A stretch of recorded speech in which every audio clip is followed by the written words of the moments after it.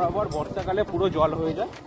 আর এখান থেকেই তোমাদেরকে সব নৌকাতে উঠায়, নৌকাতে উঠিয়ে পুরো বিলটাকে তোমাদেরকে চড়ায়। খালের থেকে যে জলটা মাঠের মধ্যে ক্যানেল হিসাবে এসছে, এই হচ্ছে সেই ক্যানেল। আর এখানে সব সারি সারি নৌকা বাঁধা আছে, ধানের বীজ রোপণ করা হয়েছে। আর ওই যে সূর্যি মামা, এই যে অ্যাকচুয়াল 32 বিল ঢুকছি, যেটা অ্যাকচুয়াল খড়ের মাঠ দিয়ে যে রাস্তাটা, সেই রাস্তা দিয়েই ঢুকছি। মাঠের ভিতরে যাবো এবারে।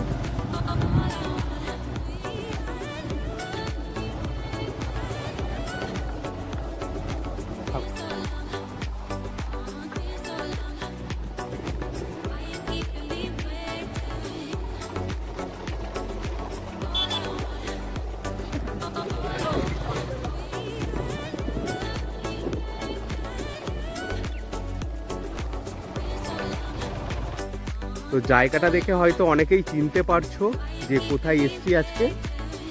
হ্যাঁ, তো আজকে এসেছি বিখ্যাত যে ভাইরাল 32 বিল। সবাই তো বর্ষাকালে আসো, আর এটা হচ্ছে শীতকাল। তো শীতকালে 32 বিল অবস্থা কেমন, 32 বিলে কী কী হয় আর কী কী চাষ হয়, সেইগুলোই তোমাদের সাথে শেয়ার করে দেবো। তো ওয়েলকাম টু 32 বিল।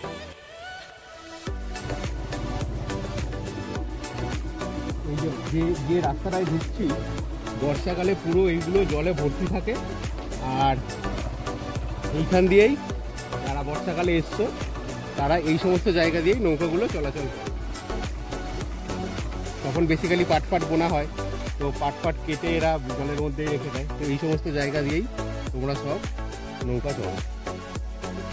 জাংশন থেকে যেদিকে মাঠটা সোজা উত্তর দিকে গেছে, সেই দিকটাই যাচ্ছি। এখানে দেখো ক্যাফে আছে, নৌকা ভ্রমণের সে অবস্থা আছে, যে পরিষ্কার চায়ের দোকান আছে।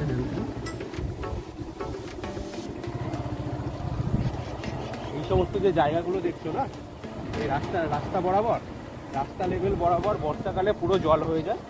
আর এখান থেকেই তোমাদেরকে সব নৌকাতে উঠায়, নৌকাতে উঠিয়ে পুরো বিলটাকে তোমাদেরকে চড়ায়। এই দেখো, এই জায়গাটায় একটা নৌকা পড়ে রয়েছে।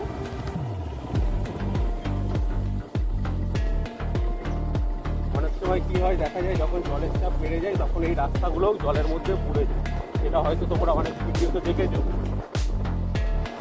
ওটা মাছ পুড়ে শুধু পেঁয়াজ আর কিছুদিন আগে করতে ছিল। এইখানেও হচ্ছে আরেকটা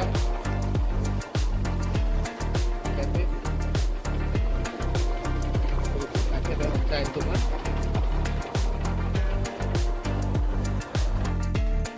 যে মাঠের মধ্যে যে কালভারটা আছে না, এইটা যখন জলের চাপ অনেক বেশি হয়ে যায়, তো কালভার্টের নিচ দিয়ে জলটা পাস হয়।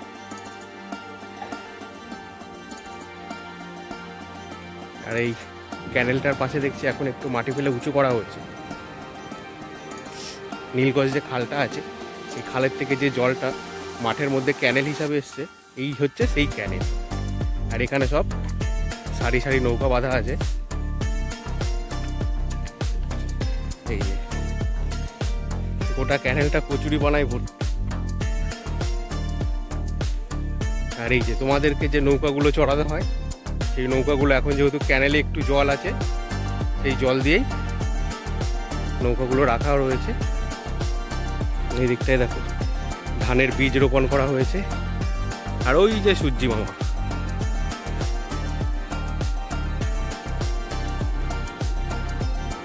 এই যে সব নৌকাগুলো দেখো, সব রং টং করা।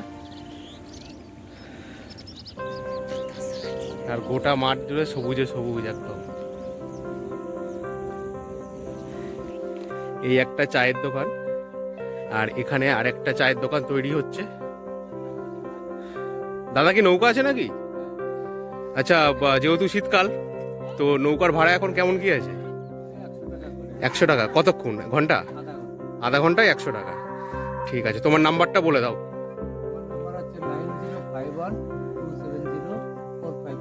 নাম বলে দাও। আচ্ছা, কখন তুমি অ্যাভেলেবেল কখন থাকো? এখানেই থাকো, তাই তো? আচ্ছা। আর এই যে হচ্ছে দাদার দোকান,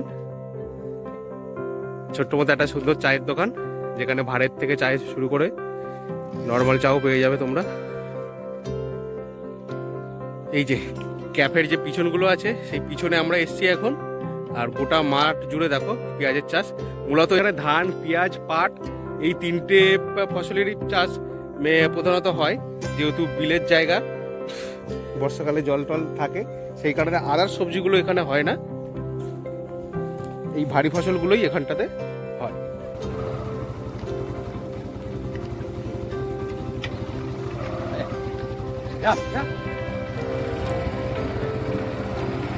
গোটা মাঠে শুধু পেঁয়াজ আর পেঁয়াজ, আর মাঝে কিছু কিছু সর্ষে ফুল দেখা যাচ্ছে। এখন যারা হয়তো শেষে সর্ষে বুনেছে তাদের গাছগুলোই এখনো রয়ে গেছে।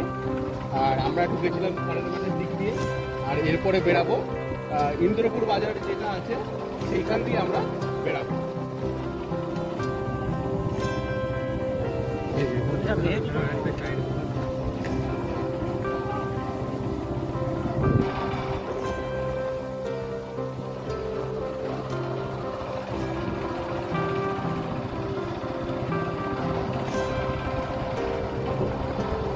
যেটা আছে বিলেট, সেই জায়গাটা ওই যে রাম মন্দিরের উদ্বোধন উপলক্ষে পতাকাও টানানো হয়েছিল।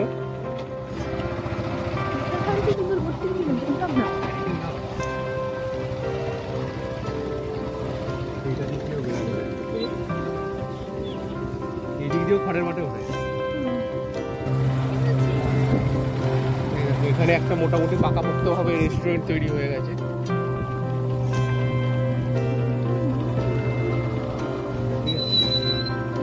মোটামুটি পিকনিক স্পট এটা।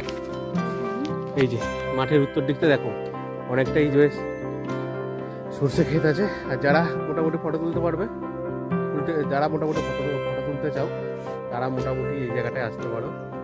আর ওই যে বিকাল শেষে সন্ধ্যার বেলায় গরু আসছে।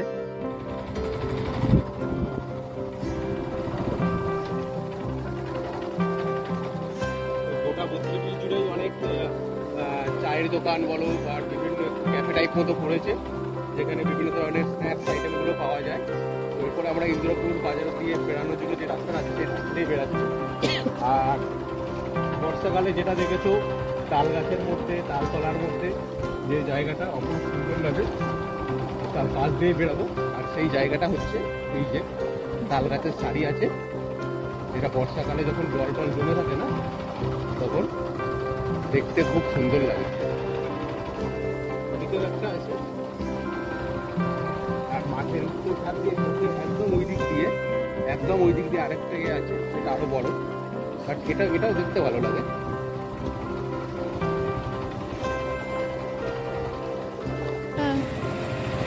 এই যে আমরা ইন্দ্রপুর বাজারে চলে এসেছি, বাজারের মুখ।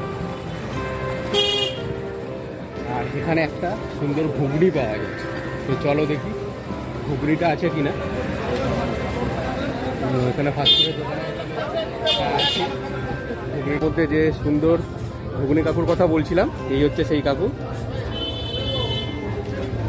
যার ঘুগনি খেতে খুব সুন্দর লাগে। কাকু কটা থেকে বসো গো? 4টে থেকে কটা অবধি থাকো? 8টা অবধি। ঘুগনির প্লেট কত? 10 তো? প্লেন ঘুগনি তাই তো?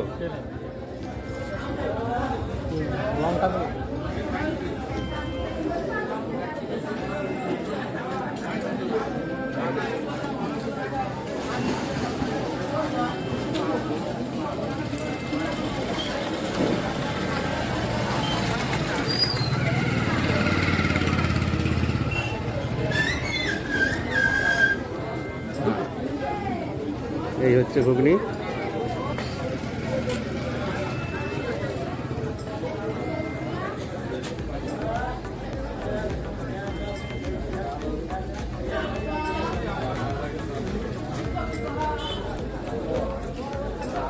ঘুগনি ছাড়া আর কি পাওয়া যায় কাকু? চানাচুর। ওই চানাচুরটা তাই তো, যেটা ঘুগনির ওপরে দিচ্ছ? আচ্ছা, এমনি প্লেন। একটু ডেচকিটা খুলে দেখিয়ে দাও। এই হচ্ছে কাকুর ঘুগনি। ইন্দ্রপুর বাজারের বাজার, এই দিক দিয়ে পুরো বাজারের দোকান টোকান আছে। আর ভিডিওটি যদি তোমাদের ভালো লেগে থাকে অবশ্যই লাইক কমেন্ট আর শেয়ার করে দিও। আর নীল স্টুডিও চ্যানেলটিকে সাবস্ক্রাইব করে দিও। আর যারা ফেসবুক পেজ থেকে দেখছো পেজটিকে ফলো করে দিও। চলো টাটা।